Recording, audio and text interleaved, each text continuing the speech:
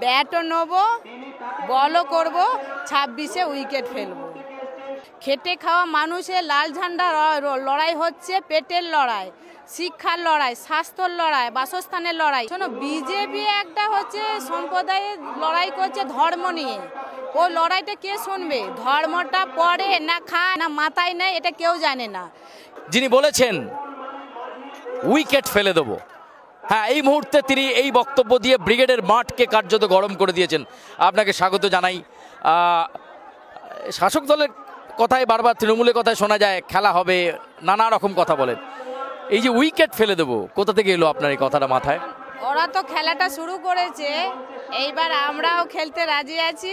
26-এ wicket ফেলার জন্য আমরাও ব্রিগেডের মঞ্চে বার্তাটা দিয়েছি যে খেলা হবে, খেলা হবে। খেলাটা শুরু করেছে, শেষটা আমরা করব। তাই বলেছি ব্যাটও নেবো, বলও করব, 26-এ উইকেট ফেলবো। আজকের এই ব্রিগেড থেকে আপনার মতো অন্যান্য কমরেডরা, সতীর্থরা কি বার্তা নিয়ে যাবে? সেইভাবেই নিয়ে যাচ্ছে যে আমাদের সেলিম দাও বলেছে, আমিও বলেছি, সবাই কমরেডরা বলেছে যে সব থেকে পিছিয়ে পড়া যে মানুষ আছে বুথ লেভেলে, তাদের কাছে পৌঁছে যাওয়া। শাসক দল তৃণমূল কংগ্রেসের বিরুদ্ধে আপনাদের লড়াইয়ে কি কি ইস্যু থাকছে, আর বিজেপির বিরুদ্ধে লড়াইয়ে কি কি ইস্যু থাকছে? শোনো, বিজেপি একটা হচ্ছে সম্প্রদায়ের লড়াই করছে ধর্ম নিয়ে। ও লড়াইটা কে শুনবে? ধর্মটা পড়ে না খায় না মাথায় নেয়, এটা কেউ জানে না। খেটে খাওয়া মানুষের লাল ঝান্ডা লড়াই হচ্ছে, পেটের লড়াই, শিক্ষার লড়াই, স্বাস্থ্যর লড়াই, বাসস্থানের লড়াই, এইটা হচ্ছে আমাদের লড়াই। আর উনি কি বলছেন? সব থেকে ধর্ম নিয়ে প্রচার গুরু করছে যে আপনি মুসলিমদেরকে নিয়ে করো, আমি হিন্দুদেরকে নিয়ে। এইটা মানুষ বুঝে গেছে, 26-ই টের বুঝিয়ে দেবে।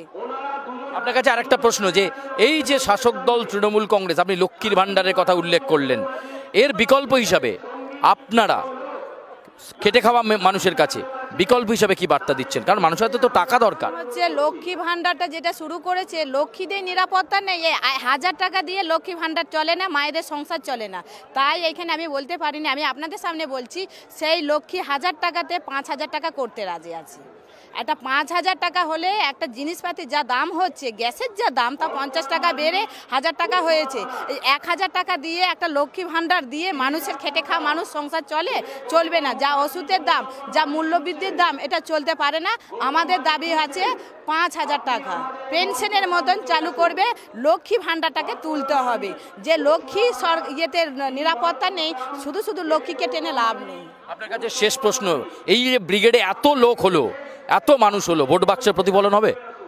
সে আশা করব। এটাতে 1 বছর দেরি আছে, আরো পরিবর্তন হয়ে যেতে পারে। ব্রিগেডে যখন বুথে, আমি তো হুগলি জেলায় মূলগ্রামে লড়াই করে দেখিয়ে দিলাম। এভাবেই খেটে খাওয়া মানুষ বুথে লড়াই করে, সেটা ওনারা ভুড়ি কেস দিয়ে মানুষের হাত ভেঙেছে, ঠ্যাং ভেঙেছে।